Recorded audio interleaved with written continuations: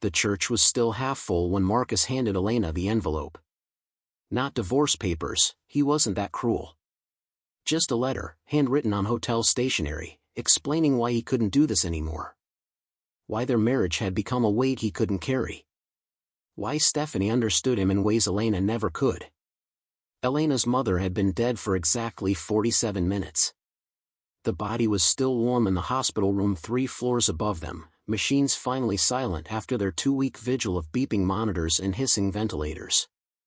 Elena had held her mother's hand through those final ragged breaths, had felt the exact moment Catherine Volkov's spirit left her body, and had stumbled down to the chapel because she needed to sit somewhere quiet before calling the funeral home.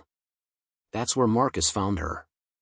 7 months pregnant with their daughter, her black maternity dress already too tight, her face swollen from crying, her hair unwashed because she'd been sleeping in hospital chairs for days.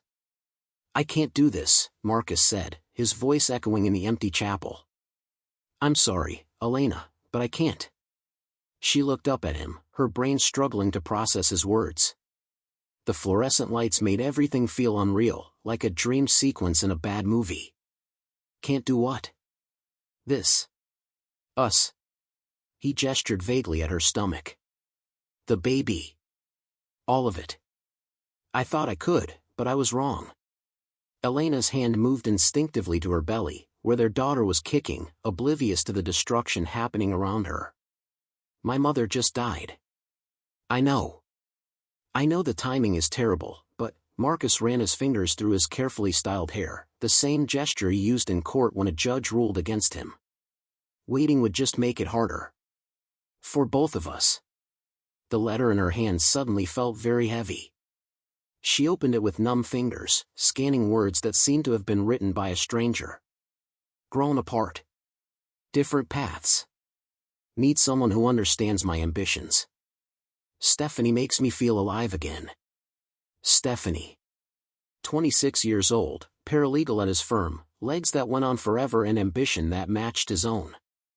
Elena had met her at the firm's Christmas party, had watched her laugh at Marcus's jokes with a practiced enthusiasm that should have been a warning. "You're leaving me for Stephanie." The words came out flat, emotionless. Elena felt like she was reading lines from a script. "It's not about her. It's about us not working anymore." Marcus shifted his weight, uncomfortable in the small chapel. "You've changed, Elena. Ever since you got pregnant, it's like you're a different person. All you talk about is baby furniture and prenatal vitamins. You quit your job at the museum, because you said we should focus on starting our family." Elena's voice was still eerily calm. "Because you said you wanted me home with the baby. I thought I did. But Stephanie showed me that I can have both, a partner who's supportive but also independent. Someone who has her own career and ambitions instead of just waiting around for me to come home." The cruelty of his words finally penetrated the fog of grief surrounding Elena. She stood up slowly, her movements careful despite the rage building in her chest. "My mother just died. 47 minutes ago. I called you from her hospital room to tell you it was over, and you came here to break up with me." Marcus had the decency to look uncomfortable. "Like I said, the timing isn't great. But I thought you'd want to know where things stood before we had to deal with funeral arrangements and everything." "How considerate." Elena folded the letter and tucked it into her purse next to the hospital discharge papers she'd signed for her mother's body. "Where's Stephanie now?" "She's waiting in the car." Marcus glanced toward the chapel doors.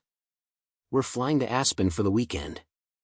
I need to clear my head before we figure out the logistics of everything." Elena felt something cold settle in her stomach. Logistics. The divorce, custody arrangements, dividing assets. "We can work out something reasonable." Marcus pulled out his phone, already mentally moving on to his next appointment. "My attorney says with the prenup, it should be pretty straightforward. You'll get the house and reasonable child support obviously." The prenup. Elena had signed it without reading it carefully, so in love with Marcus Ashford that she couldn't imagine their marriage ever ending. He presented it as a formality, something his father insisted on because of the family law firm. She'd been 23, fresh out of graduate school, dazzled by his attention and confidence. "What about our daughter?" Elena's voice cracked on the word. "What about the baby you swore you wanted?" "I'll be involved. Every other weekend, holidays, whatever the court recommends. I'm not abandoning my responsibilities, Elena." Marcus's tone suggested he thought this was generous. "But I can't pretend anymore that I want this domestic life you're so focused on." A nurse appeared in the chapel doorway, her expression sympathetic. "Mrs. Ashford? I'm so sorry to interrupt, but we need you to sign some additional paperwork for your mother's transfer to the funeral home." Elena nodded, grateful for the interruption. She turned back to Marcus, this man she'd loved for 5 years, and saw a stranger. Someone whose face she knew intimately but whose heart had become foreign territory. "Go to Aspen," she said quietly. "Clear your head. I'll handle my mother's funeral by myself, just like I've handled everything else these past few months by myself." Marcus looked relieved. "Thank you for understanding. I know this is hard, but you're strong, Elena. You'll get through this." He left through the side door of the chapel, his footsteps echoing on the tile floor. Elena watched him go, still feeling disconnected from reality. This couldn't be happening. People didn't break up with their 7 months pregnant wives in hospital chapels minutes after their mothers died. That was the kind of thing that happened in soap operas, not real life. But the letter in her purse felt very real. And so did the ache in her chest that had nothing to do with pregnancy and everything to do with betrayal. The nurse touched her shoulder gently. "Are you okay, honey? I saw your husband leave. Do you have someone who can drive you home?" Elena almost laughed. Drive her home to the house that Marcus had just given her as a consolation prize? To the nursery she'd decorated with such hope, painting clouds on the ceiling while Marcus claimed to be working late, probably with Stephanie? "I'm fine," Elena lied. "Let's go sign those papers." She followed the nurse back upstairs to her mother's hospital room, where Catherine Volkov's body lay covered with a white sheet. Elena had to identify the body formally, had to confirm that yes, this was her mother, the woman who'd raised her alone after her father died, who'd worked 3 jobs to send Elena to college, who'd held her hand through every triumph and heartbreak. Except Catherine Volkov hadn't been just a hard-working immigrant mother. That was the secret she'd kept her entire life, the truth Elena was about to discover. The funeral director arrived with his clipboard and practiced condolences. Elena signed papers mechanically, her hand moving while her brain tried to process the fact that in the span of 1 hour, she'd lost both her mother and her marriage. "Mrs. Ashford, I need to give you something." The funeral director pulled an envelope from his briefcase. "Your mother left instructions that this be delivered to you immediately upon her death, before any funeral arrangements were finalized." The envelope was thick, expensive stationery with Elena's name written in her mother's careful script. Elena took it with trembling hands. "I'll give you some privacy," the funeral director said, stepping out into the hallway. Elena sat in the chair where she'd spent the last 2 weeks, where she'd read books to her unconscious mother and talked about the baby and tried to pretend that Catherine would wake up and everything would be okay. She opened the envelope. Inside was a letter, a key, and a business card for someone named Alexander Petrov, attorney at law, with a Moscow address. "My dearest Elena," the letter began in Russian, the language Catherine had spoken at home despite 30 years in America. "If you're reading this, I'm gone, and you're alone. I'm sorry I won't be there to meet my granddaughter, to help you through those first sleepless months, to tell you that you're stronger than you know. But you're not as alone as you think. And you're not the person you've been pretending to be. Your father's name was Dmitry Volkov. I've told you that much.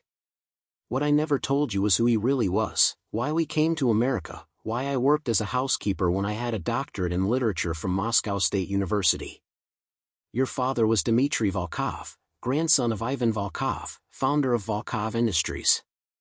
When your father died in that car accident when you were 2, I inherited his share of the family fortune, 42% of one of Russia's largest manufacturing conglomerates." Elena stopped reading, certain she'd misunderstood. She read the paragraph again, translating the Russian carefully in her mind. No, she'd read it correctly. I walked away from all of it, the letter continued. I took you to America and hid. The Volkov family is powerful but also dangerous, full of people who would use a child as a pawn in their endless power games. I wanted you to have a normal life, to make your own choices without the weight of billions of dollars influencing every decision. Billions of dollars. Elena felt lightheaded. But I never gave up my inheritance, darling girl. I couldn't. It wasn't mine to give away, it belonged to you, to your children, to the legacy your father wanted for his family. I put it all in trust, carefully managed by the attorney whose card is enclosed. For 30 years, that fortune has been growing, compounding, waiting for you. The key opens a safe deposit box at Manhattan Trust, box number 4782. Inside you'll find documents, account statements, and instructions for claiming your inheritance. As of my last statement, the trust was valued at approximately $800 million, not including the 42% ownership stake in Volkov Industries, which is worth considerably more. Elena's hands were shaking so badly she almost dropped the letter. I know this is overwhelming, especially now. I'm sorry I kept this from you, sorry you're learning about it while you're grieving and pregnant and feeling like your world is falling apart. But Elena, listen to me, you are Volkov. You have the blood of people who survived wars and revolutions and Stalin's purges. You have the strength of women who endured more than you can imagine. This money, this legacy, it's not a curse. It's armor. It's power. It's the ability to protect yourself and your daughter from anyone who would hurt you. Don't let anyone make you feel small. Don't let anyone convince you that you need them more than they need you. And please, my darling girl, don't marry someone for love alone. Make sure they love all of you, your strength, your intelligence, your heritage. Make sure they would still want you even if you had nothing. If Marcus truly loves you, this won't change anything. If he doesn't, well. Now you'll know, and you'll have the resources to build a life without him. I love you more than words can express. I'm sorry I won't be there to see you become the formidable woman I know you'll be. Your mother always, Catherine. Elena sat in that hospital room for a long time, the letter in her lap, her mother's body growing cold under the white sheet. $800 million. 42% of Volkov Industries. A legacy she'd never known existed, kept secret by a mother who'd scrubbed toilets and cleaned houses while sitting on a fortune that could buy and sell Marcus's family law firm 100 times over. Her phone buzzed. A text from Marcus, made it to the airport. I'll call next week to discuss everything. Take care of yourself. Elena looked at the message, then at the business card for Alexander Petrov in Moscow. She thought about Marcus flying to Aspen with Stephanie, probably relieved to have escaped his pregnant, grieving wife.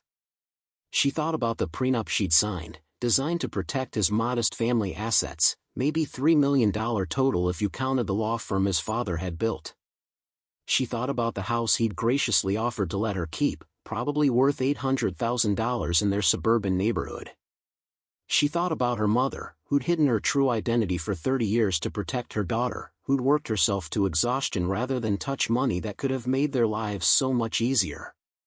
And Elena Volkov Ashford decided that Marcus was right about one thing: she had changed. Just not in the way he thought. She picked up her phone and dialed the number on Alexander Petrov's card. A man answered in Russian. Mr. Petrov? My name is Elena Volkov. My mother, Catherine Volkov, recently passed away. I believe you've been expecting my call. The attorney's sharp intake of breath told her everything she needed to know. Miss Volkov. Yes. I've been waiting 30 years for this call. Welcome home. Elena Volkov stood in the lobby of Manhattan Trust at 9 o'clock Monday morning, the key from her mother's envelope clutched in her hand like a talisman. She'd spent the weekend in a fog, making funeral arrangements while simultaneously processing the impossible truth her mother had revealed. Alexander Petrov had flown in from Moscow overnight. He was waiting for her in the bank's private client suite, a silver-haired man in his 60s with sharp eyes and an air of old-world formality that reminded Elena of her mother's occasional stories about Russia. Miss Volkov. He stood when she entered, his English accented but impeccable. "I cannot tell you how long I have waited for this meeting. Your mother was a remarkable woman. You knew her well? I was your father's attorney first, then hers after his death. I begged Catherine for years to let me tell you the truth, to let you claim your inheritance. She refused. She was protective." Petrov gestured to the seat across from his temporary desk. "Please, sit. We have much to discuss." A bank officer brought the safe deposit box, large, heavy, requiring 2 keys to open. Inside were documents that told the story Catherine had hidden: birth certificates, marriage certificates, corporate ownership papers, 30 years of financial statements showing the steady growth of the trust fund. "Your mother was brilliant," Petrov said, spreading the papers across the table. "She never touched the principal, never made a withdrawal. She lived on her own earnings while the investments compounded. The original inheritance was approximately $80 million in 1994. Today, with careful management and market growth." He slid a current statement across the table. Elena stared at the number, her brain struggling to make sense of so many zeros. $847 million. "That's just the liquid assets in trust," Petrov continued. "Your 42% stake in Volkov Industries is separately valued at approximately $1.2 billion, though that's complicated by the fact that the company is privately held and family members control the other 58%. Elena felt like she might faint. She pressed her hand to her stomach, where her daughter was doing gymnastics. "I don't understand. How is any of this possible? Your grandfather built an empire. Manufacturing, mining, energy. Volkov Industries has survived the fall of the Soviet Union, the oligarch wars, 3 regime changes. Your father was being groomed to take over when he met your mother at university. Their marriage was," Petrov paused delicately, "not approved by the family. Too much love, not enough political advantage. My mother said he died in a car accident. That is what the police report stated. Your mother believed otherwise, which is why she ran." Petrov's expression darkened. She was probably right to be paranoid. The Volkov family has a complicated history. But that was 30 years ago. The dangerous people are dead now. What remains is your inheritance and your choice about what to do with it. Elena looked at the documents, at the proof of a life her mother had abandoned to protect her.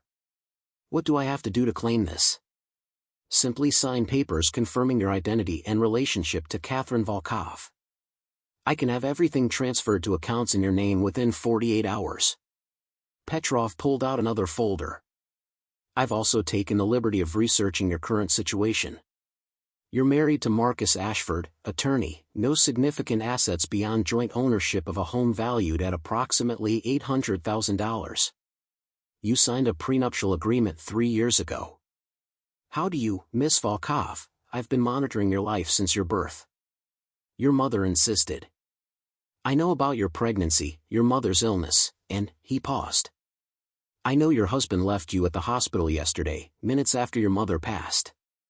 Elena felt heat rise in her cheeks. "You've been spying on me?" "Protecting you. There's a difference."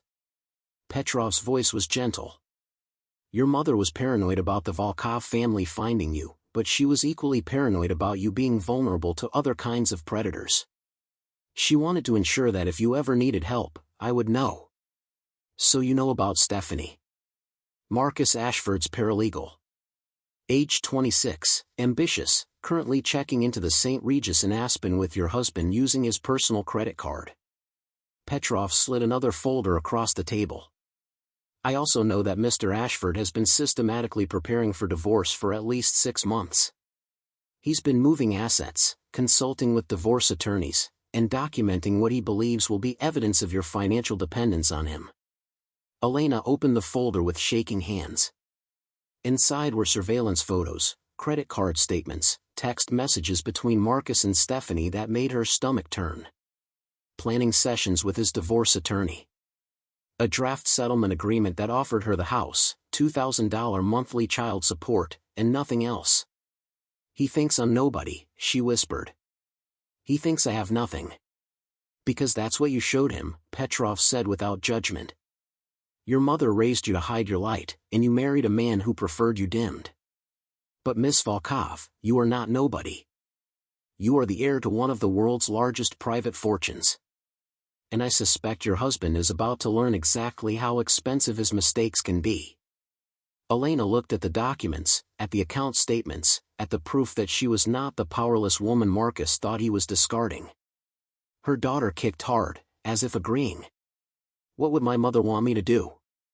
Catherine wanted you to be strong. To use this inheritance to protect yourself and your child. To never let anyone make you feel less than what you are. Petrov leaned forward. Miss Volkov, may I call you Elena? She nodded. Elena, you can walk away from all of this. You can sign papers putting the money back in trust, continue living as you have been, let Marcus divorce you on his terms. Or you can show him exactly who Elena Volkov is. You can claim your inheritance, restructure your life, and make sure no one ever underestimates you again. Petrov's smile was sharp. Your mother hid for 30 years. But you don't have to. Elena thought about Marcus in Aspen, probably ordering champagne to celebrate his freedom. She thought about Stephanie, young and beautiful and convinced she'd won some kind of prize. She thought about the funeral she had to plan alone, the baby she'd raise alone, the life she'd have to rebuild from nothing. Except it wasn't nothing. It was $847 million. It was 42% of Volkov Industries. It was power and security and the ability to make her own choices without worrying about Marcus's opinion or approval. I want to claim my inheritance, Elena said firmly. All of it. Today. Petrov's smile widened. Excellent. Let's begin. They spent 6 hours in that private suite, signing documents, transferring accounts, establishing new corporate structures. Petrov had brought a team from Moscow, attorneys, accountants, security specialists, all prepared to help Elena claim her inheritance. We'll need to notify the other Volkov shareholders, Petrov explained. Your 42% makes you the largest single shareholder. The family will want to meet you, assess whether you're an ally or a threat. Am I a threat? That depends on your ambitions. But Miss Volkov, I suggest we handle first things first. Your husband doesn't know you've claimed this inheritance yet. I recommend we keep it that way until the most strategic moment. Elena understood immediately. You mean let him continue thinking I'm helpless? I mean let him make his mistakes without interference. Let him file for divorce, let him offer you his insulting settlement, let him parade his new relationship in public. Petrov's eyes gleamed. And then, when he's committed fully to his position, we show him the truth. That feels manipulative. Miss Volkov, your husband left you at your mother's deathbed to go skiing with his mistress. I don't think you need to worry about being too manipulative. Elena laughed, surprising herself. It was the first time she'd laughed since her mother died, and it felt strange and liberating. There's one more thing, Petrov said, pulling out a final folder. Your mother left specific instructions about the funeral. She didn't want a simple service. He opened the folder to reveal plans for an elaborate memorial. She wanted you to announce yourself to the world, Elena. She wanted everyone to know who Catherine Volkov really was and who her daughter is. The plans were extraordinary. A Russian Orthodox funeral service at St. Nicholas Cathedral, one of the most prestigious churches in Manhattan. A reception at the Plaza Hotel's Grand Ballroom. Invitations to be sent to Russian business leaders, diplomats, and prominent members of the émigré community. She planned this years ago, Petrov explained. She knew that when she died, the secret would come out anyway. She wanted to control how it came out, wanted to protect you by making your identity public in a way that established your power and legitimacy. Elena looked at the guest list her mother had prepared. Hundreds of names, including several she recognized from news reports about Russian business and politics. This will cost, everything is already paid for. Your mother established a separate fund years ago specifically for her funeral expenses. She wanted this, Elena. She wanted the world to know who you are. Elena touched the invitation template, elegant Cyrillic script announcing the death of Catherine Volkov, beloved daughter of the Volkov family, mother of Elena Volkov, grandmother-to-be. When? This Saturday. Your mother wanted minimal delay. I've taken the liberty of beginning arrangements, assuming you would approve. Petrov watched her carefully. This will expose you, Elena. Once this funeral happens, everyone will know who you are. Including Marcus. Good. Elena squared her shoulders. Let him know. Let everyone know. I'm done hiding. Over the next 4 days, Elena transformed. Not physically, she was still 7 months pregnant, still exhausted from grief and betrayal. But internally, something fundamental shifted. She stopped thinking of herself as Marcus Ashford's cast-off wife and started thinking of herself as Elena Volkov, heir to a dynasty. Petrov's team was ruthlessly efficient. They arranged everything, the funeral service, the reception, the media presence. They also handled practical matters, moving Elena into a suite at the Four Seasons, providing security, establishing new bank accounts in her name. Marcus called once, Tuesday evening. Elena let it go to voicemail. His message was carefully worded, probably reviewed by his attorney. Elena, I hope you're doing okay. I know this is difficult timing. I think we should meet next week to discuss logistics. My attorney can work with yours to make this as painless as possible. Take care. Elena deleted the message without responding. Stephanie's social media provided unintentional entertainment. Photos from Aspen, Stephanie in designer ski gear, Stephanie by the fire at their hotel, Stephanie and Marcus at dinner with the caption, "Sometimes the universe brings you exactly what you need."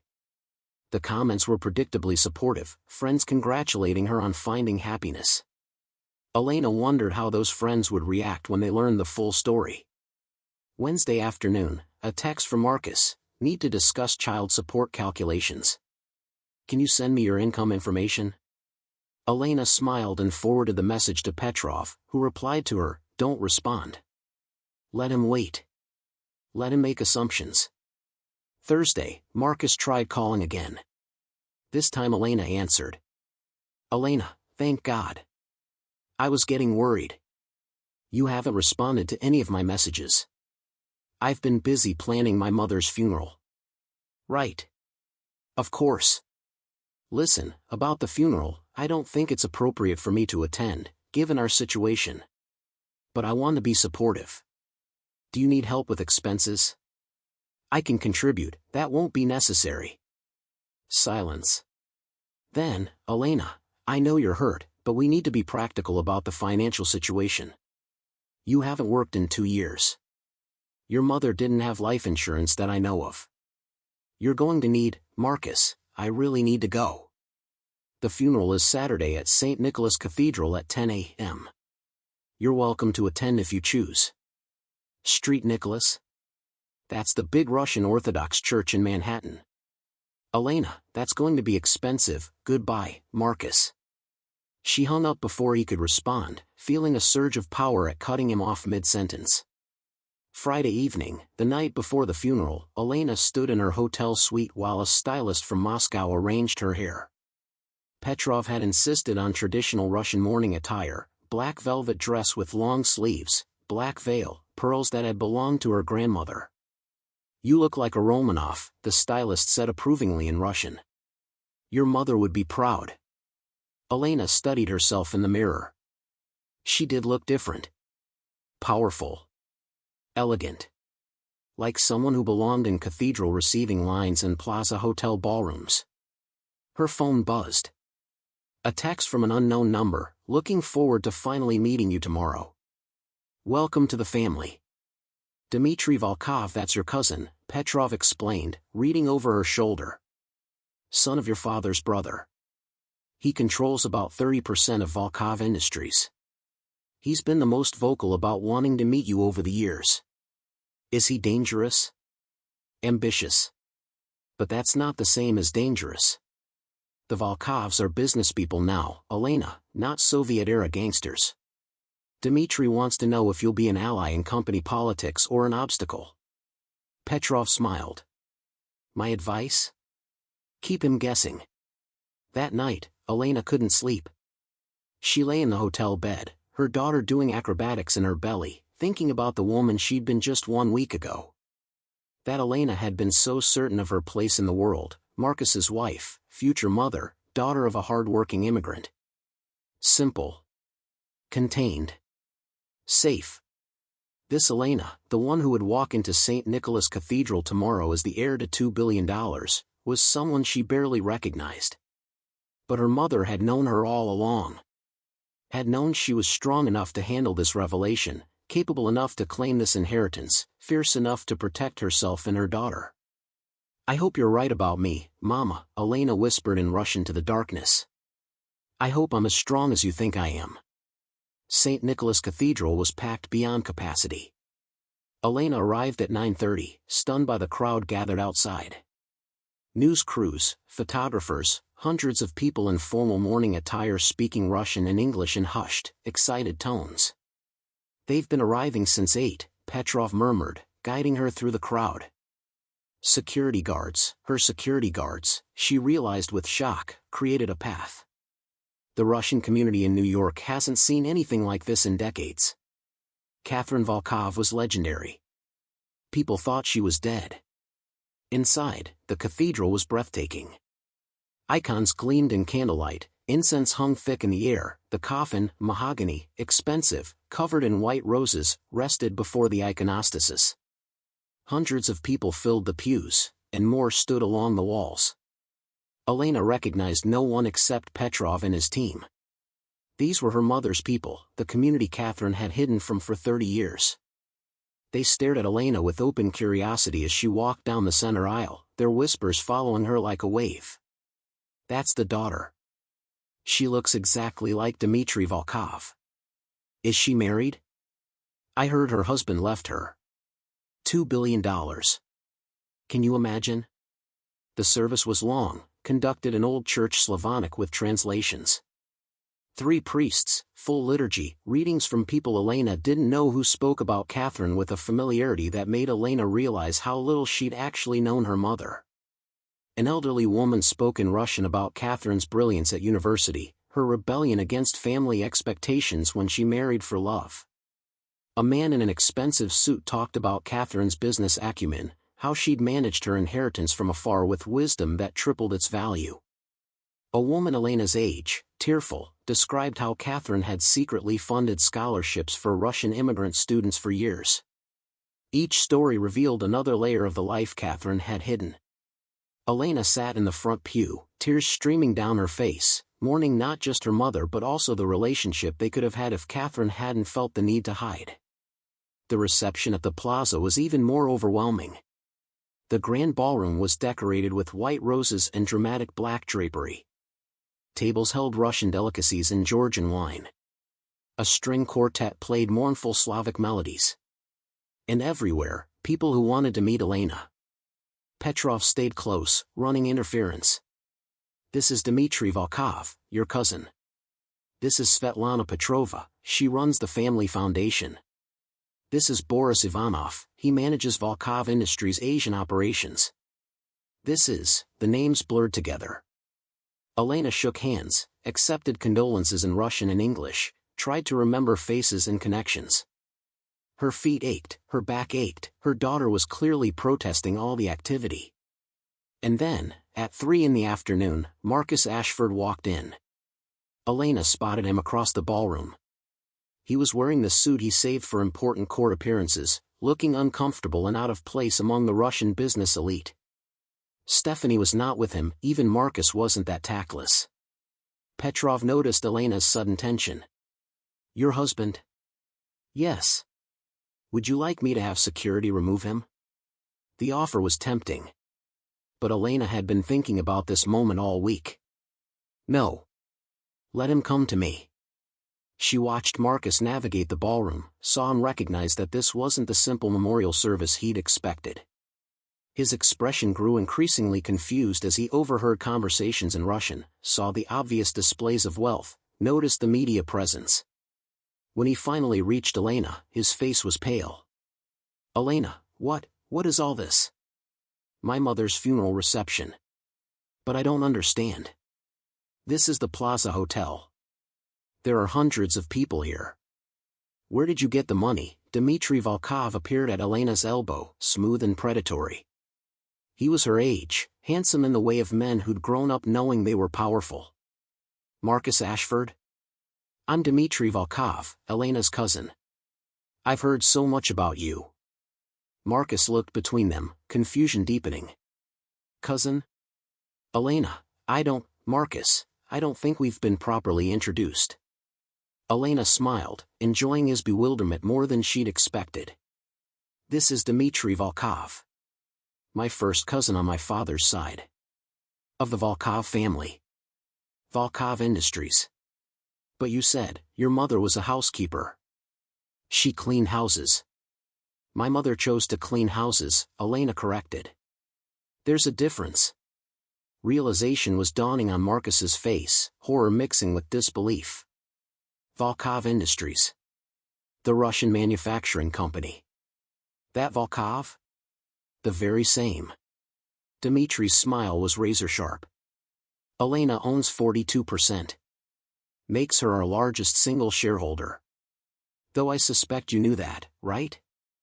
Surely you researched your wife's family before marriage?" Marcus looked like he might vomit. "Elena, we need to talk. Privately. I'm afraid I'm rather busy hosting my mother's funeral reception." Elena gestured to the crowded ballroom. "Perhaps next week? Your attorney can contact mine to schedule a meeting." "Your attorney? You don't have an attorney." Petrov stepped forward, offering his card. "Alexander Petrov, Miss Volkov's legal counsel. I believe we have much to discuss regarding the divorce proceedings Mr. Ashford initiated." Marcus stared at the card like it might explode. "Miss Volkov?" "I've gone back to my maiden name," Elena said calmly. It seemed appropriate, given the circumstances. A photographer approached, asking in Russian if he could take Elena's photo with her cousins. Elena agreed, and suddenly she was surrounded by Volkovs, Dmitry, two women who were apparently distant cousins, an older man who ran the family's charitable foundation. They positioned themselves around her like a pride of lions claiming their cub. The photographer's flash went off multiple times. Elena knew these photos would appear in Russian newspapers, online, everywhere. The prodigal Volkov daughter returned, dramatic revelation at mother's funeral, billionaire heiress hidden in America for 30 years. Marcus watched from the side, his face ashen. When the photo session ended, he tried once more. "Elena, please. Can we just talk for 5 minutes? Mr. Ashford, if you'll excuse us." Petrov was polite but firm. "Miss Volkov has many guests to attend to. I'm sure you understand." Elena watched Marcus retreat across the ballroom, saw him pull out his phone with shaking hands. Probably calling his attorney. Probably panicking about the prenup that suddenly seemed very differently weighted than he'd thought. "Your husband seems shocked," Dmitry observed, watching Marcus flee. "Did he really not know about the family?" "I didn't know about the family until 6 days ago," Elena replied. "My mother kept it secret. Aunt Catherine was always paranoid." Dmitry sipped his wine thoughtfully. "But perhaps she was right to be. Your husband left you when he thought you were poor. Now he's desperate to reconcile now that he knows you're rich. Classic behavior. He left me for a 26-year-old paralegal named Stephanie." "Ah." Dmitry's smile turned predatory. "Then he's not just stupid, he's suicidal." "Elena, allow me to offer some advice. Men like that don't change. They just recalculate. Right now he's panicking about what he's lost. Next week he'll be strategizing about how to get it back. Don't let him." Elena touched her belly, feeling her daughter move. "I don't intend to." The reception continued for hours. Elena endured condolences, fielded questions about her plans, accepted business cards from relatives she'd never known existed. By 6 o'clock, she was exhausted. Petrov finally rescued her, guiding her to a private room where she could rest. You did beautifully. Your mother would be proud. Elena collapsed into an armchair, kicking off her heels. This is insane. 2 weeks ago, I was a housewife planning a nursery. Now what am I? You're Elena Volkov, heir to one of Russia's largest private fortunes. You're a businesswoman whether you want to be or not. You're a mother-to-be who needs to start thinking about her daughter's future. Petrov sat across from her. And you're a woman whose husband just realized he made the worst mistake of his life. Elena's phone buzzed.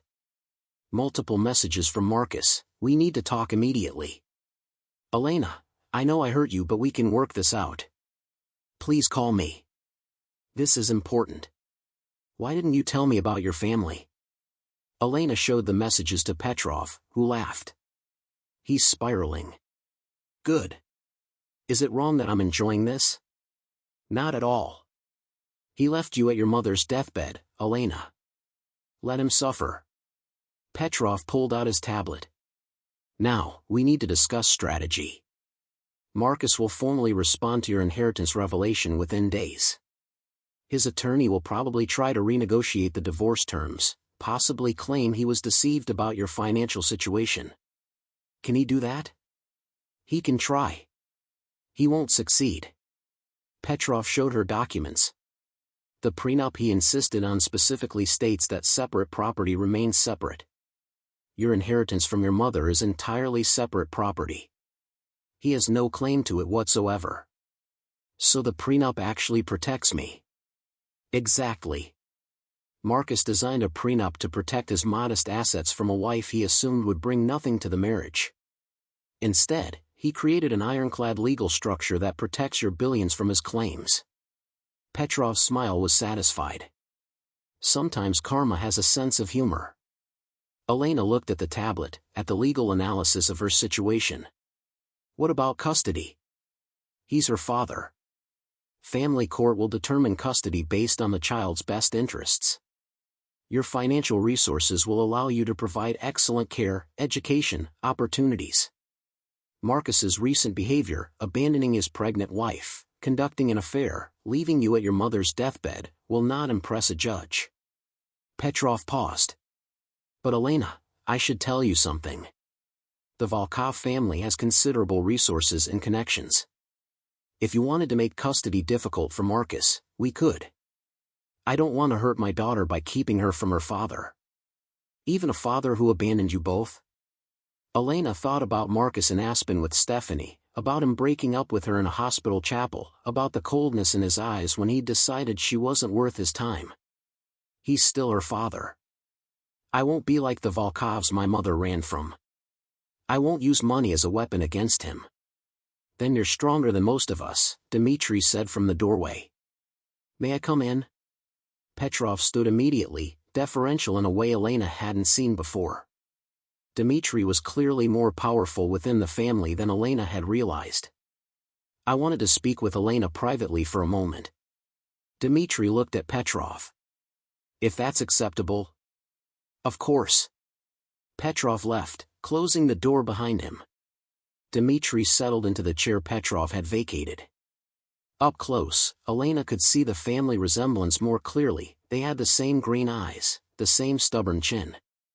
Your mother and my father were very close before she left. He never forgave himself for not protecting her better after your father died. Was my father really killed? Honestly? We don't know. The official story is a car accident. But there were suspicious circumstances, and Catherine was convinced it was sabotage. That's why she ran. Dmitri leaned forward.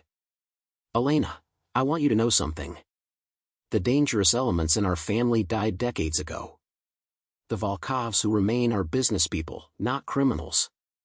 Your mother's fears were reasonable for 1994. They're not reasonable now. Are you saying I can trust you? I'm saying you can trust that I want what's best for Volkov Industries. Which means I want a good relationship with our largest shareholder. His smile was charming but calculated. Your 42% gives you significant power, Elena. But your one vote. I control 30%. Together, we control 72% of the company. We could do extraordinary things. Or I could ally with the other shareholders against you. You could. But they're scattered, 12 different family branches, none with more than 8%. They'll never unify. Dmitri pulled out a document. I'm proposing something simple. An alliance. You vote with me on major decisions, I protect your interests, we both profit. Elena took the document but didn't read it. Why should I trust you? Because we're family. Because I have no reason to hurt you and every reason to help you succeed. Because, Dmitri's expression turned serious. Because you're Catherine's daughter, and my father loved his sister. That means something to me. I need time to think about this. Take all the time you need. But Elena, understand something. Corporate politics at Volkov Industries are brutal. The other shareholders will approach you, trying to sway you to their positions. You need allies. Dmitri stood. I'd rather be your ally than your enemy. But the choice is yours. After he left, Elena sat alone in the quiet room, trying to process everything. A week ago, her biggest concern was choosing paint colors for the nursery.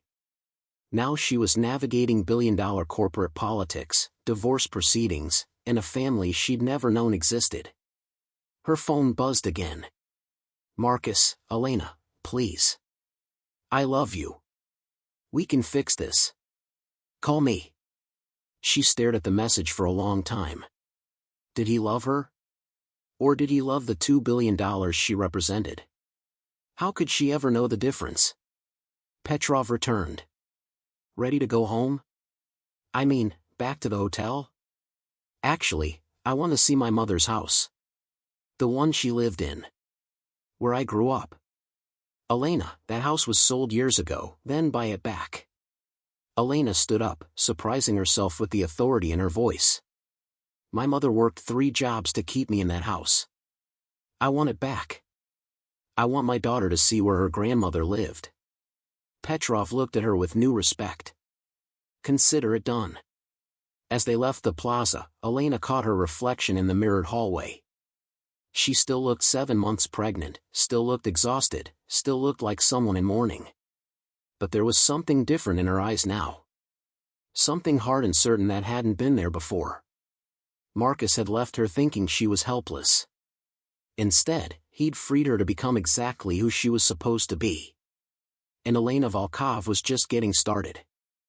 Marcus Ashford sat in his attorney's office Monday morning, feeling like he'd stepped into an alternate reality. Jerry Walsh, senior partner at Walsh & Associates and Marcus's family friend for 20 years, looked at the financial documents spread across his desk with an expression somewhere between horror and disbelief. Let me make sure I understand this correctly.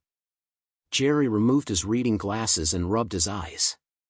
Your wife, the woman you left at her mother's deathbed last week, is the heir to an $800 million trust fund, plus a 42% stake in a Russian manufacturing conglomerate worth approximately $2 billion? Apparently.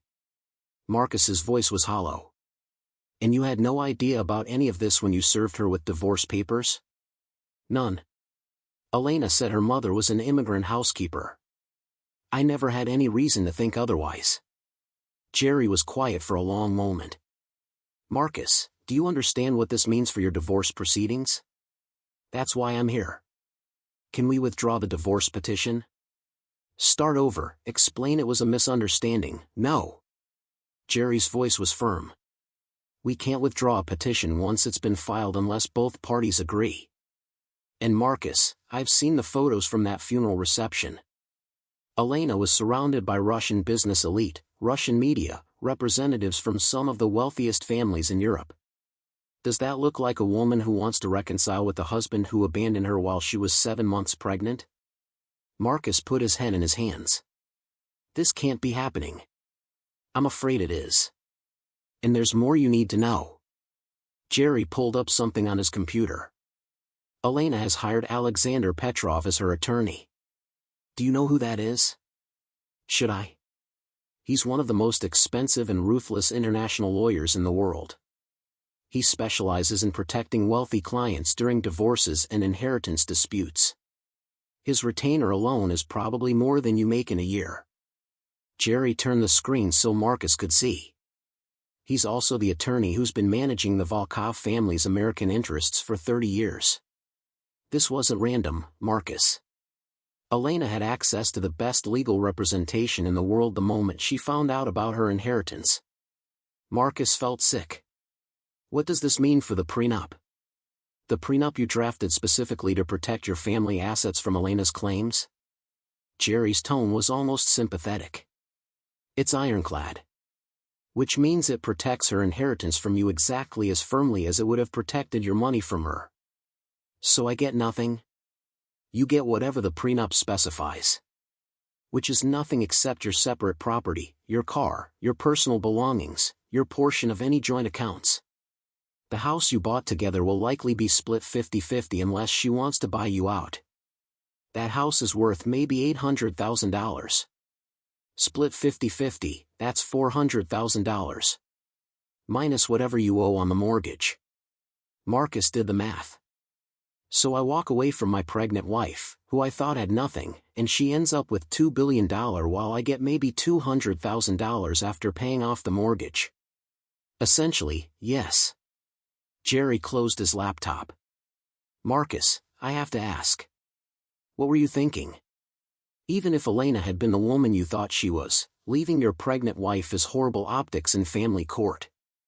Now add in that she's a billionaire with unlimited legal resources who you abandoned while she was grieving her mother's death. Jerry shook his head. You couldn't have designed a worse situation if you'd tried. I thought I was in love with Stephanie. Are you still? Marcus thought about Stephanie's reaction when he'd called her from the plaza, trying to explain about Elena's inheritance. She'd been confused at first, then calculating, then, when she'd really understood the numbers, openly mercenary. We should be strategic about this, Stephanie had said. If Elena's that rich, maybe we can negotiate a better settlement. You're still the father of her baby. She'll want to keep things civil. Marcus had realized in that moment that Stephanie had never loved him. She'd loved what she thought he represented, success, stability, a step up from her paralegal salary. Now that there was bigger money in play, her calculations were shifting. I don't know what I am anymore, Marcus admitted. Everything I thought I knew about my life turned out to be wrong. Jerry leaned back in his chair. Let me be brutally honest with you, Marcus. You're going to lose this divorce. The only question is how badly. My advice? Be reasonable. Don't fight for things you won't get. Don't make this uglier than it already is. Accept the terms of the prenup, negotiate fair custody arrangements for your daughter, and walk away with your dignity intact. That's it? That's your legal advice? That's my friend advice. My legal advice is that if you fight Elena on this, you'll spend hundreds of thousands of dollars you don't have fighting lawyers who bill $1,500 per hour. You'll lose anyway, but you'll lose everything in the process. Including any chance of having a decent relationship with your daughter. Marcus sat in silence, processing the magnitude of his mistake. A week ago, he'd been so certain he was making the right choice. Leaving the boring suburban life for excitement with Stephanie. Trading up from a pregnant housewife to an ambitious young professional. Building the life he'd always wanted. Now he was realizing that the boring housewife had been sitting on more money than he'd earned in 100 lifetimes, and the ambitious young professional only loved him for what she thought he was worth. What about Stephanie? Jerry asked quietly. Are you still involved with her? I think she's going to become very busy suddenly. Smart girl. Jerry stood, signaling the end of their meeting. Marcus, I'll do what I can to minimize the damage. But you need to understand something. This isn't a negotiation between equals anymore. Elena holds all the cards. Your only play is to be graceful in defeat. Marcus left the law office and walked through Manhattan in a daze.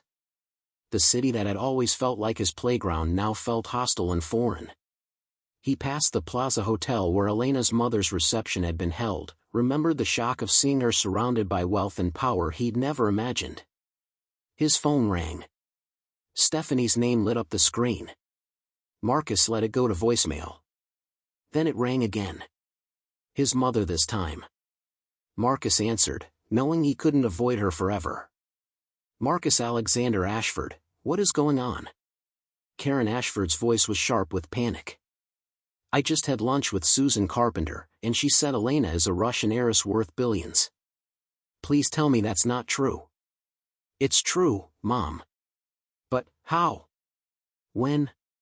Why didn't you know about this? Elena didn't know about it either. Her mother kept it secret her entire life. Elena only found out last week. Marcus hailed a cab, needing to get off the street. After I left her. The silence on the other end of the line was damning. You left Elena at her mother's deathbed, Karen said slowly, and then discovered she's a billionaire. Marcus, please tell me you're not that stupid. Apparently, I am. Have you spoken with her? Apologized? Explained it was a misunderstanding? Mom, it wasn't a misunderstanding.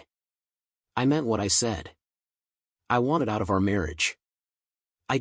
You just thought you were trading up from a nobody to an ambitious professional. And instead, you traded away the lottery jackpot for a $20 bill. Karen's voice was bitter.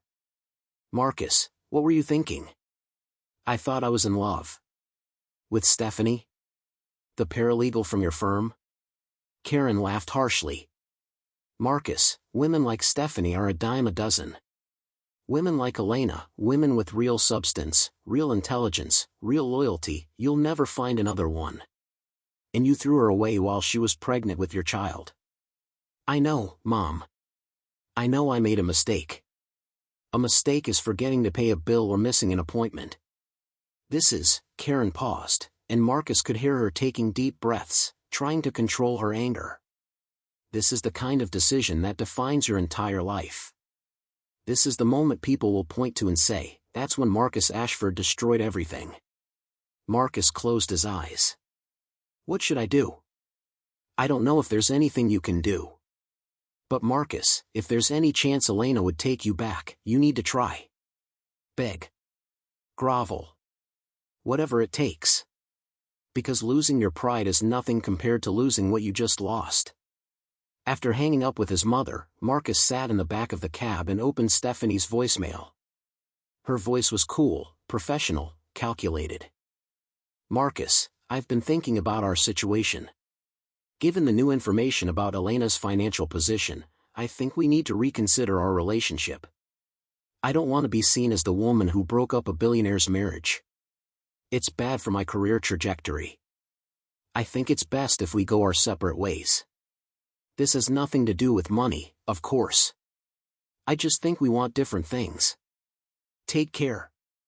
Marcus almost laughed at the transparent lie. This has nothing to do with money. Right. Stephanie had done the same calculation he'd done, only faster. She'd realized that being associated with him was now a liability, not an asset. He was alone. No wife, no girlfriend, no money, and, soon, limited access to his own daughter. All because he'd made the catastrophic mistake of underestimating the woman who'd loved him. That evening, Marcus drove to the house he'd shared with Elena. She hadn't changed the locks yet, probably hadn't even thought about it. The place felt strange and empty without her presence. The nursery they'd decorated together mocked him with its cheerful yellow walls and partially assembled crib. He found Elena in the master bedroom, packing her clothes into expensive luggage. New luggage, he realized. The kind that cost thousands of dollars. She looked tired but composed, her pregnant belly somehow more prominent than he remembered. Elena. His voice cracked on her name. We need to talk. I thought I made it clear we should communicate through attorneys. Please. Just 5 minutes. Elena sat down on the edge of the bed they'd shared for 3 years. Fine. Say what you came to say. Marcus sat across from her, maintaining distance. I'm sorry. I know that's not enough, but I need you to know I'm genuinely sorry.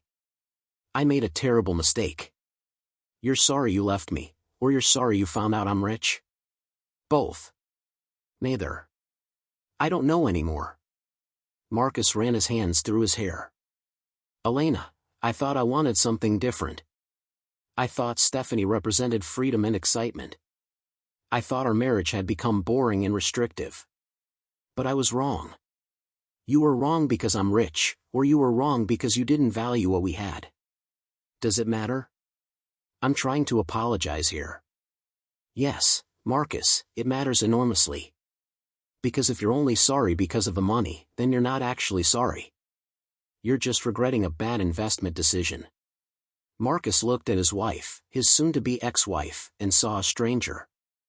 This wasn't the soft, accommodating Elena who'd always deferred to his decisions. This was someone harder, sharper, more sure of herself. I loved you, he said quietly. I know you don't believe that now, but I did love you. When we got married, when we planned for this baby, I genuinely wanted to build a life with you. And then what changed? You did. You got pregnant and suddenly that's all you cared about. Nursery colors and prenatal vitamins and baby books. You stopped being interested in my work, my cases, my ambitions. You became, he struggled for words. You became a cliché. The pregnant wife obsessing over domestic details while I was trying to build a career. Elena's expression was unreadable. Did it ever occur to you that I was scared? That my mother was dying, I was growing a human being inside my body, and I needed your support? That maybe I talked about nursery colors because it was the only thing I could control while everything else was falling apart? No. I didn't think about it that way. Because you didn't think about me at all. You thought about your needs, your comfort, your ambitions. I was just the supporting character in your life story. Elena stood up carefully. And when I started requiring too much attention, you decided to replace me with a younger model who wouldn't demand as much emotional energy. That's not fair. Fair? Elena laughed bitterly. You served me with divorce papers in a hospital chapel 47 minutes after my mother died. You left me 7 months pregnant to go skiing with your mistress. And you're concerned about fairness? Marcus felt defensive anger rising. I didn't know about the money, Elena. I didn't know you were hiding a fortune from me our entire marriage. I wasn't hiding it. I didn't know about it either. But your mother knew. Your mother sat on hundreds of millions of dollars while watching me work 60-hour weeks to support us. That's fraud or something. My mother was protecting me from exactly this kind of reaction. Elena picked up her suitcase. For men who would value me for my money rather than myself. That's not what I'm doing. Isn't it? A week ago, you were done with me. You'd moved on to Stephanie, started planning your new life. Now suddenly you're here wanting to reconcile. The only thing that changed is you found out I'm rich. The only thing that changed is I realized what I was giving up. Yes, Marcus. You realized what you were giving up. Not who, what. Elena moved toward the door. My attorney will be in contact about custody arrangements. I want our daughter to have a relationship with her father. But you and I are done. Elena, wait. Please. Marcus stood, desperate. I know I don't deserve another chance. I know I hurt you horribly. But we're going to be parents together. We're going to have to see each other, coordinate schedules, make decisions together. Can't we at least try to be civil? Civil? Of course, we can be civil, Marcus. I have no intention of making our daughter a pawn in whatever anger I feel toward you. Elena paused at the door. But don't mistake civility for forgiveness. And don't mistake my willingness to co-parent for an opening to get back together. That chapter of my life is closed. What if I said I still love you? Then I'd say you love the idea of being married to a billionaire more than you ever loved me. Elena's eyes were sad but certain. Goodbye, Marcus. My security team will be here tomorrow to collect the rest of my things. She left, her heels clicking down the stairs. Marcus heard the front door close, heard a car start, not her old Honda, but something expensive that purred like a predator, and sat alone in the empty bedroom. Security team. Expensive car. New luggage. This was Elena's life now. A life so far beyond his reach that he couldn't even imagine it properly. His phone buzzed. A message from Jerry Walsh, received draft custody agreement from Petrov. Elena is proposing 50-50 custody once the baby is 6 months old, generous child support based on your income, shared decision-making on major issues. She's being more than fair. Accept the offer before she changes her mind. Marcus read the message 3 times. 50-50 custody. Elena could have fought for primary custody, could have used her unlimited resources to make his life hell. Instead, she was offering him equal access to his daughter. Maybe she really had loved him once. And maybe he destroyed the only genuine thing in his life because he'd been too arrogant to recognize its value. Marcus sat in the empty house, surrounded by the life he'd built and then demolished, and finally let himself cry. Elena Volkov sat in the back of her new Mercedes S-Class, purchased yesterday with money that still didn't feel real, as her driver navigated Manhattan traffic. She was heading to her first official meeting as a board member of Volkov Industries, and her hands were shaking despite her outward calm. Miss Volkov, we're approaching the building. The driver, Victor, was Russian, ex-military, recommended by Petrov as both competent and trustworthy. Would you like me to circle the block once so you can compose yourself? No, thank you. Let's get this over with. Volkov Industries' New York office occupied the top 5 floors of a midtown skyscraper. The lobby was all marble and steel, dramatically different from the modest museum where Elena had worked before her pregnancy. Security guards in expensive suits checked her ID with professional courtesy, and an assistant met her at the elevator bank. Miss Volkov, welcome.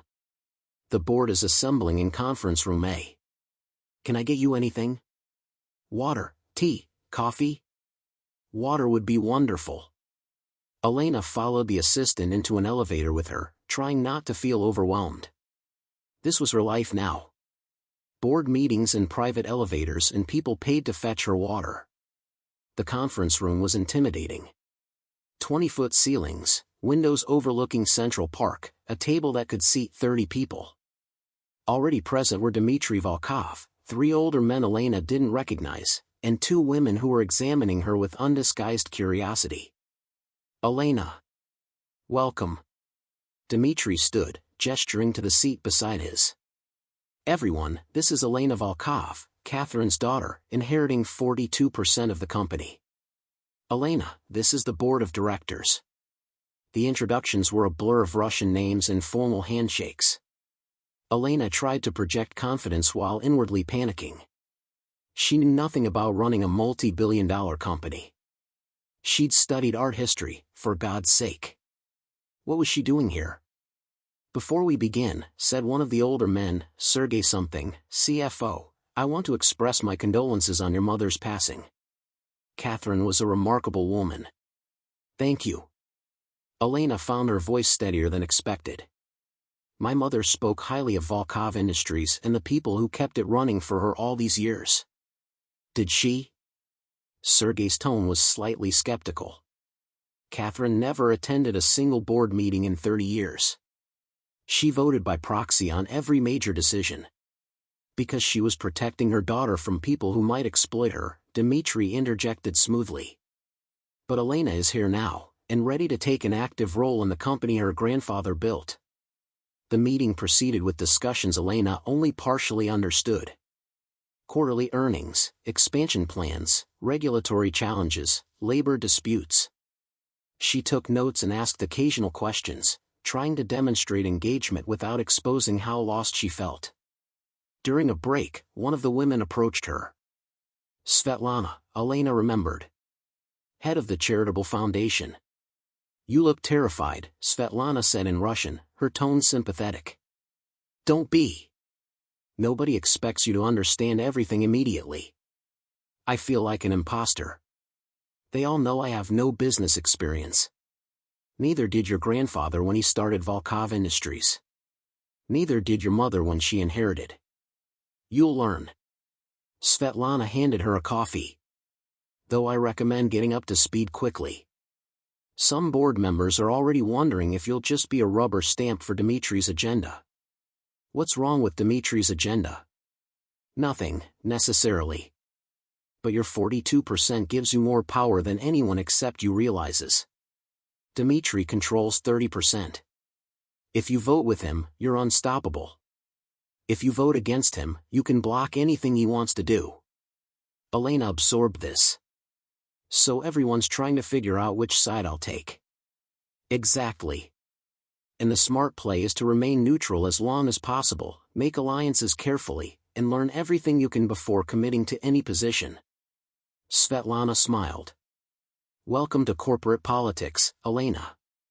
It's a blood sport. The afternoon session was more engaging. They discussed the company's charitable initiatives, scholarship programs, community development in areas where Volkov Industries had facilities, environmental restoration. Elena found herself contributing more naturally to these discussions, drawing on her museum experience with grant applications and donor relations. By the time the meeting adjourned at 5 o'clock, Elena was exhausted but also energized. This wasn't just abstract numbers and corporate strategy. This was real impact, jobs, communities, people whose lives were affected by decisions made in this room. Dimitri walked her to the elevator. You did well for your first meeting. Everyone was impressed. They were probably just being polite. Russian business people aren't known for excessive politeness. Dimitri pushed the call button.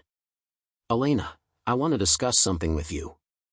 The American expansion I mentioned at the funeral. I remember. You want to acquire manufacturing facilities in the Midwest. 3 facilities, actually. Total investment of about $400 million.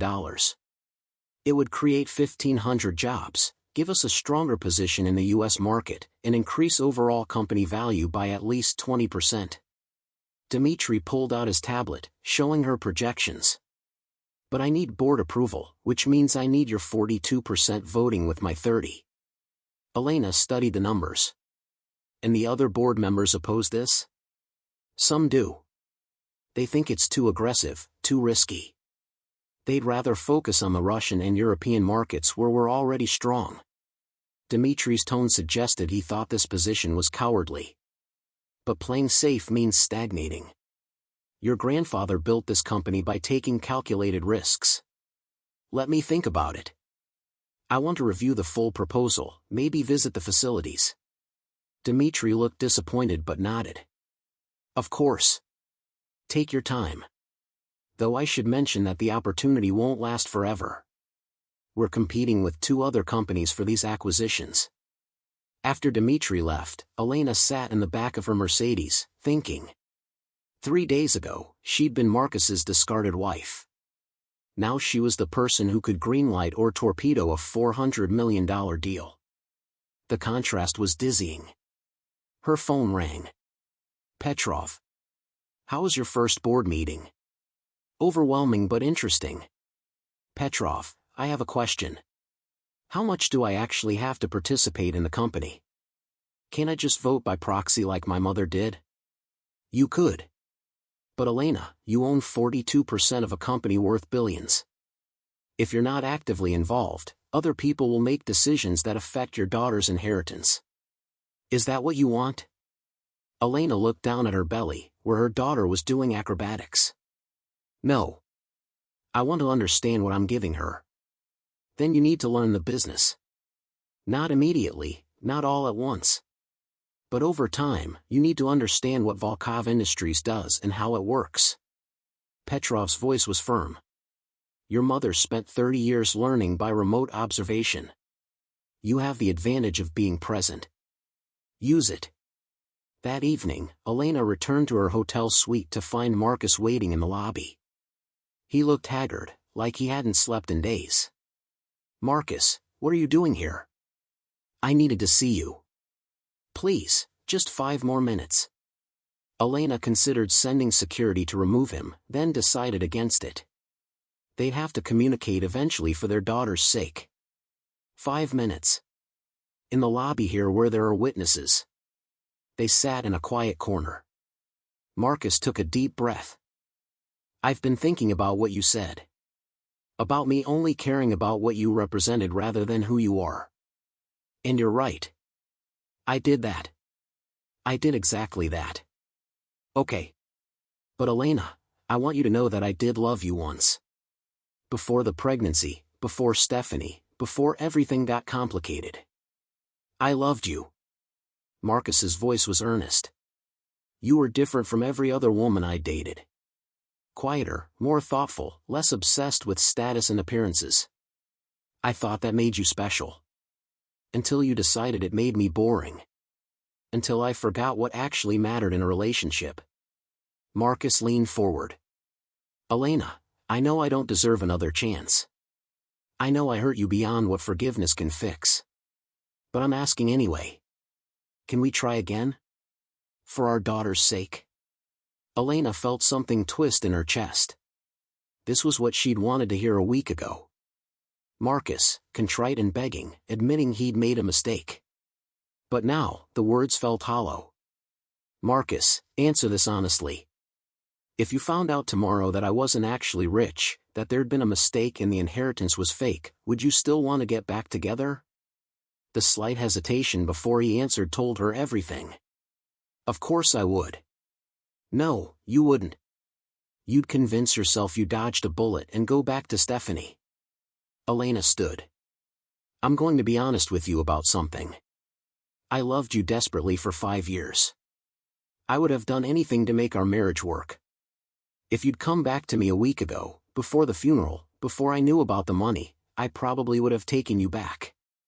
Despite Stephanie. Despite everything. Marcus looked hopeful. Then, but that was the old Elena. The one who thought her worth was tied to being your wife. The one who believed she needed you to be complete. Elena smiled sadly. That Elena died in the hospital chapel when you handed me your letter. The woman standing here now doesn't need you, doesn't want you, and definitely doesn't trust you.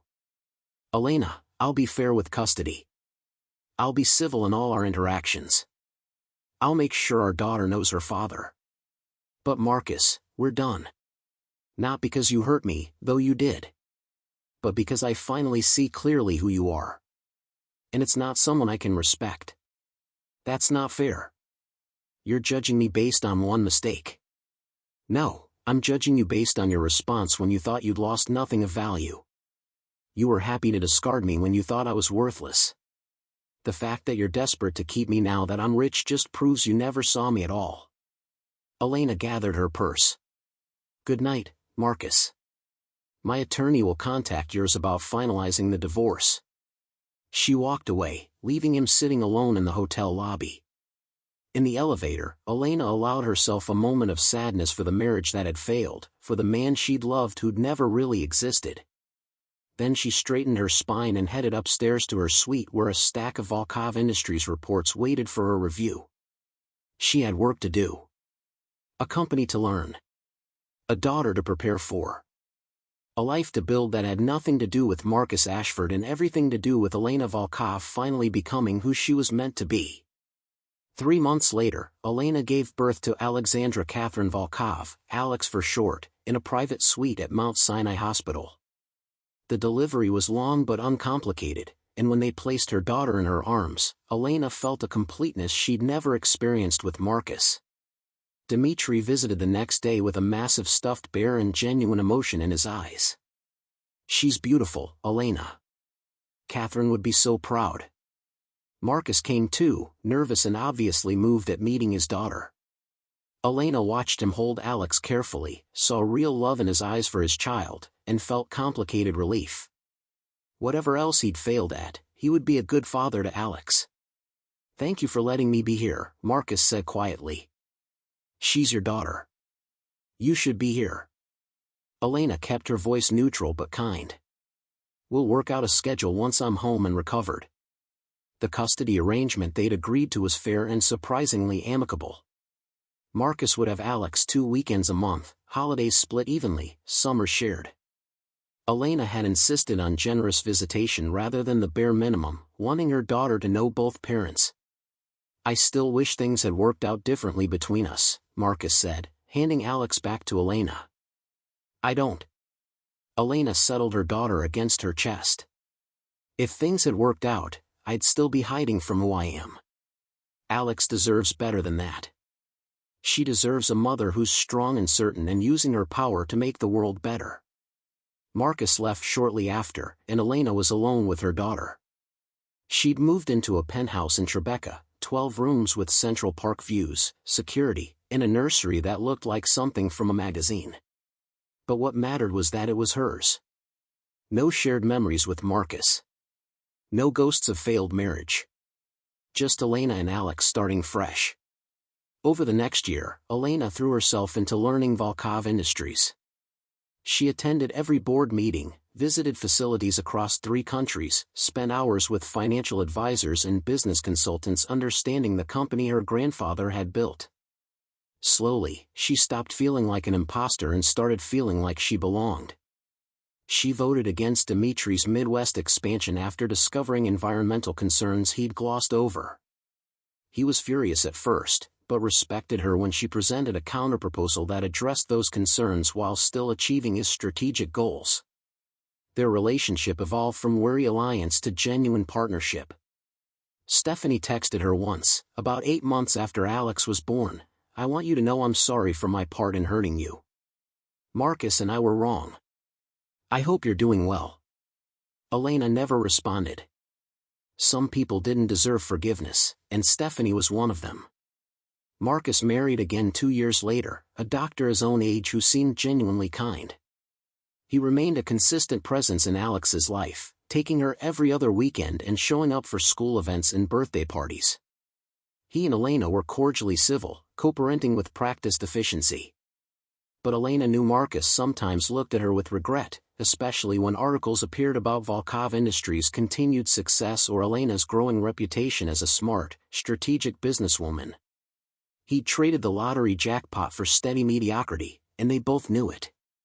On Alex's 5th birthday, Elena stood in their penthouse as her daughter opened presents from family members Alex would never meet, Volkov cousins from Moscow, distant relatives from St. Petersburg, an entire dynasty claiming connection to this little girl who spoke Russian and English with equal fluency. Dimitri had sent a ridiculously expensive dollhouse. Marcus had sent art supplies. Svetlana had sent books in both languages. And Elena had given Alex the thing Catherine had given her, choice. The choice to be whoever she wanted, billionaire heiress or normal kid, Russian or American, powerful or simple. "Mama, can we have cake now?" Alex asked in Russian, her green Volkov eyes bright with excitement. "Of course, Solnishko." Elena kissed her daughter's forehead. That evening, after Alex was in bed, Elena stood at the penthouse windows looking out at New York City spread like diamonds below. She thought about the woman she'd been 5 years ago, Marcus's discarded wife, 7 months pregnant, grieving in a hospital chapel. That woman would barely recognize who Elena had become. But Catherine Volkov would recognize her. Catherine had known all along who her daughter really was, strong enough to survive betrayal, smart enough to build something extraordinary from pain, fierce enough to protect what mattered while refusing to be defined by someone else's limitations. Marcus had thought he was leaving a nobody. Instead, he'd freed a dynasty. And Elena Volkov was just getting started.